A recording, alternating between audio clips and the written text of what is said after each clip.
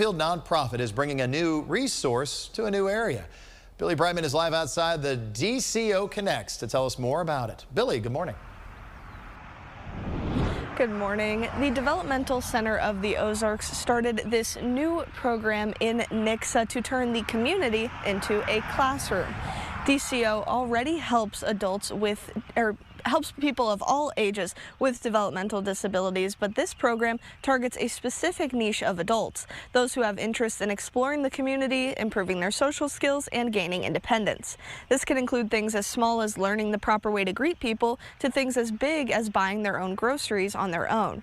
By learning out in the real world, it gives people a chance to make meaningful community connections and know that they can have the same opportunities as everyone else. Friendships will grow, relationships will grow. I like it when even our individuals have opportunities to see the same cashier in the same store over and over and over again, so that they learn that those are safe people. Even just saying hello to the same person every week builds your confidence, and I find that people are happier, more productive, feel better about themselves if they have those types of relationships.